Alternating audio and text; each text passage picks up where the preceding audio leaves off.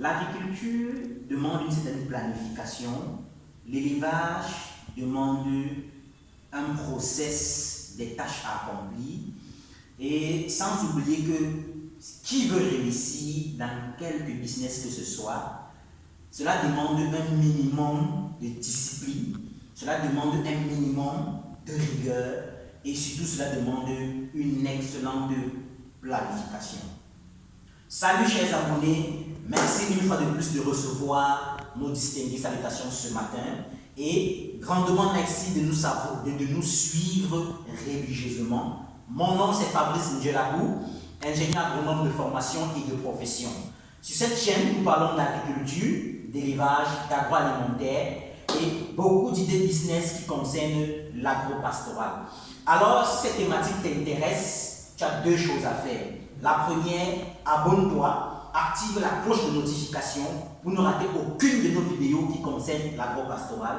La deuxième chose, partage au maximum cette vidéo dans tes différents groupes WhatsApp, Facebook, Twitter, LinkedIn et j'en passe. Installe-toi comme un prince.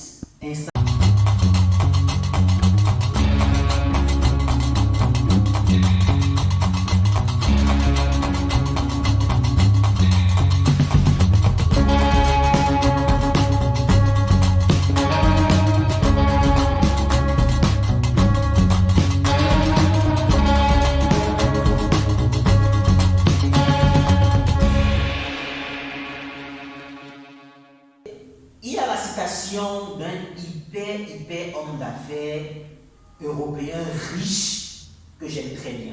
Une des phrases qui m'a tellement plu chez lui, c'est que il dit l'Afrique est le seul continent qui a encore tellement d'opportunités dans l'agriculture.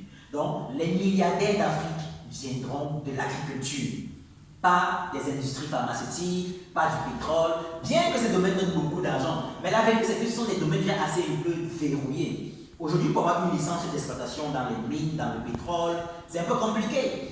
Or, il est clair que si vous voulez peut-être venir faire cultiver vos 10 hectares, vous n'avez pas besoin d'une licence d'exploitation. Et nous ne sommes pas encore comme en Europe où il y a des contrôles qualité pour voir les pesticides que tu utilises, pour voir les engrais que tu utilises, pour voir les insecticides. Non, il n'y a pas encore ça chez nous en Afrique. Nous, encore, on produit et on vend. Maintenant, il est vrai que si vous voulez exporter vos cultures, il est clair qu'il y a une petite norme qu'il va falloir respecter. Ok, en fait, cette citation, moi, c'est elle qui m'encourage chaque jour. Ne lâchez jamais. Dans aucun business, je dis bien dans aucun business, il est, à part l'exception, qu'on peut commencer et exploser d'un coup. Il y a toujours les échecs. Il y a toujours les échecs.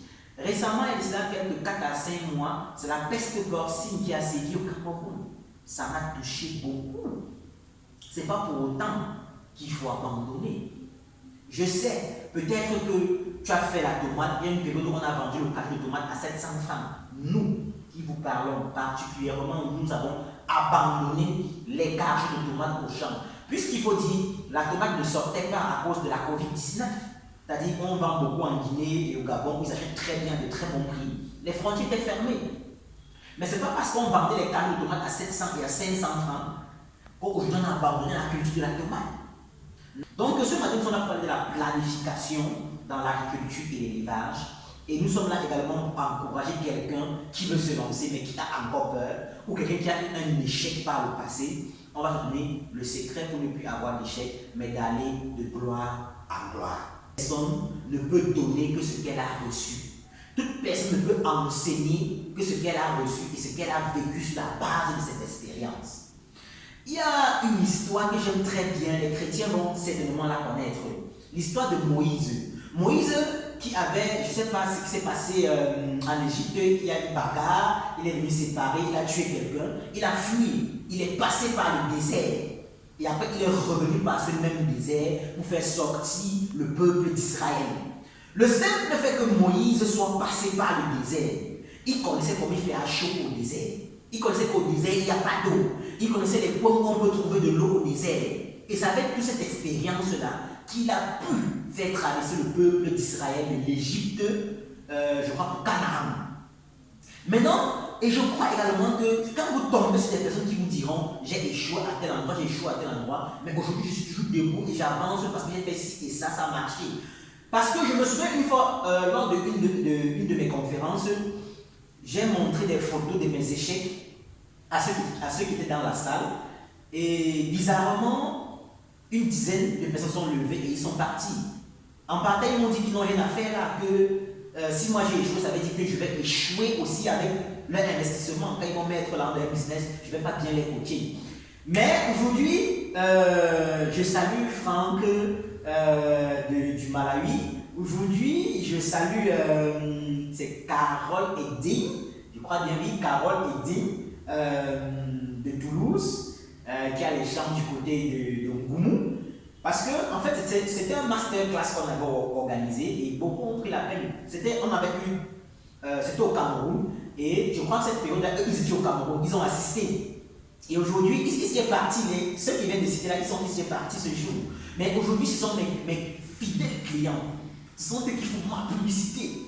Parce qu'en fait, ils sont partis, ils ont eu des échecs. Et face à l'échec, la personne qui les accompagnait n'avait jamais subi ce genre d'échec. Ils ne savaient pas quoi faire. Ils n'avaient jamais fait face à ce genre de problème. Et ils ne savaient pas quoi faire. Et bizarrement, ils m'ont appelé. Et je leur ai aidé. Et gloire à Dieu, ça marchait. Et aujourd'hui, ce sont des fidèles clients. Ce sont eux qui font ma publicité un peu de partout. Donc, nous, à Africa Contractor, on a échoué comme ça. On a échoué comme ça, que ce soit dans l'élevage de poulet, que ce soit dans les ports, que ce soit dans l'agriculture. C'est sur le gâteau, les simples cultures, même comme la culture du maïs, on a pu échouer. Oui, avec un ingénieur de mon état sur le terrain, à la tête de l'entreprise, on a pu échouer. Mais aujourd'hui, c'est du passé. Et grâce à ces expériences passées, je crois que nous sommes assez outillés aujourd'hui pour aider tous ceux qui viennent chez nous. Je vais prendre, nous sommes déjà bientôt à la fin de l'année.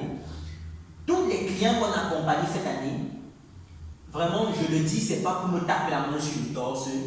Aucun de ces clients n'a eu un échec dans son projet agricole.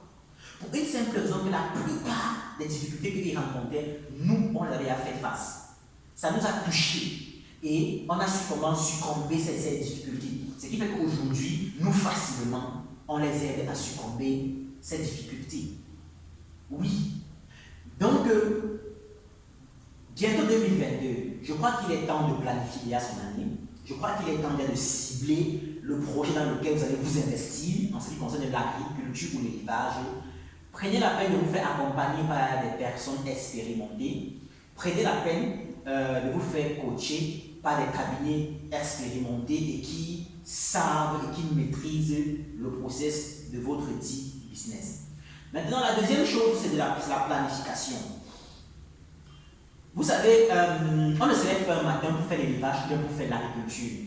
Je le dis parce que le mois de novembre, le mois passé, on a eu trop de personnes qui nous ont passé des commandes. Bon, petite parenthèse, je profite aussi pour vous dire, Africa Contractor a fait un pas. Aujourd'hui, nous avons déjà notre propre écloserie, nous avons notre propre couveuse, et toutes les 3 semaines, nous sommes déjà capables de vous produire 15 000 œufs de COP 500. La COP 500, c'est une race de poulet de chair et c'est la meilleure des races. Donc, pour ceux qui font l'élevage de poulet de chair, n'hésitez pas à passer vos commandes chez nous. Toutes les 3 semaines, nous sommes capables de vous fournir, bon, pas 15 000 œufs parce que notre ferme prend 5 000. Donc, on pourra prendre 5 000 pour nous et vous vendre 10 000. Donc, toutes les 3 semaines, nous sommes capables de vous vendre 10 000% de chair de souche COP 500. Ok, c'était juste une petite parenthèse. En fait, j'étais en train de dire, en novembre passé, on a reçu tellement de gens qui voulaient et les poussins d'un jour et les poussins de 21 jours. Mais j'ai été surpris que quelqu'un vienne, il paye. Je veux les poussins. Mais dès demain, il commence à t'appeler. Les poussins sont où? Non, il faut planifier. La planification est très importante pour réussir son projet agricole. S'il veut faire les poussins, vous et moi, on sait que le filet sanitaire peut prendre 1 semaine, 2 semaines, 3 semaines, ça dépend de la grandeur de la ferme. D'accord? Quand je commence mon filet sanitaire, il faut que j'aille à passer la commande des poussins. Au point quand je vais finir le filet sanitaire, parce que les œufs font 3 semaines en couveuse. des poussins seront disponibles pour aller en couveuse. Est-ce qu'on se comprend? Vous voyez un peu? Vous ne pouvez pas attendre avril, mars, quand les premiers pluies commencent déjà. C'est où vous courez, vous venez à Africa Contract, on dit je vais lancer 3 hectares de tomates, je ne sais pas trop, de piments. Mais on arrive sur le site, c'est une forêt vierge, il faut abattre les arbres avant de défricher. Ces arbres vont encore sécher quand nous tronçons, parce que c'est à la pluie sont pluvieuses.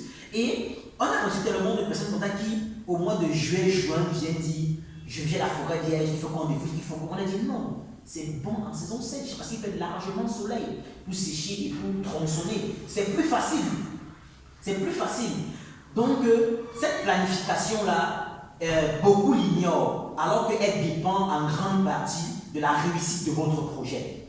Donc, prenez la peine, le plus souvent, de vous asseoir, de caler les dates de vos projets agricoles ou d'élevage et surtout, prenez la peine de vous faire bien accompagner. Puisque quand vous venez avec la précipitation, honnêtement, si vous tombez sur une entreprise avare, entre guillemets, ou alors qui chasse de l'argent, il va prendre votre argent, il va aller défricher, il va aller abattre les arbres, mais ça ne va pas sécher, il va te dire qu'il n'est pas le soleil, et c'est tout à fait clair, il n'est pas le soleil pour sécher les herbes là en pleine saison pluvieuse.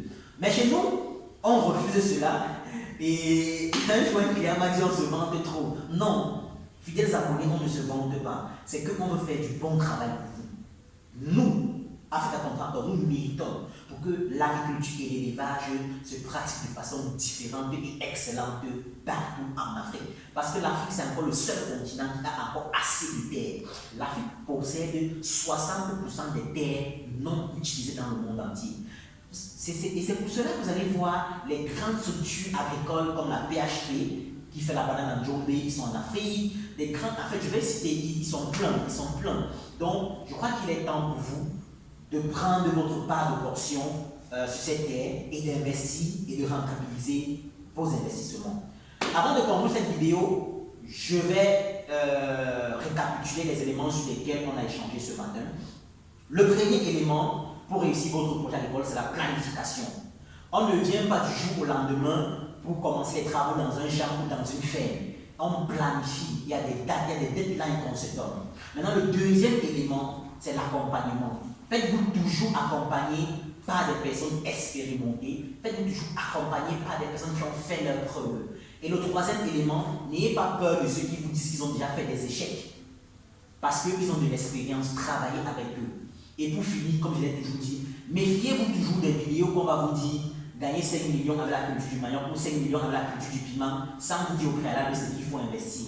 Prenez toujours la peine de savoir l'investissement que demande une culture ou un élevage avant de vous lancer. Et toujours, faites-vous accompagner même pendant 2 ou 3 mois, le temps pour vous de maîtriser les rouages du business avant de prendre votre propre envol. Merci d'avoir regardé cette vidéo jusqu'à la fin. N'oubliez pas de la partager, n'oubliez pas de vous abonner et surtout lâchez un pouce bleu. Ciao et à la prochaine.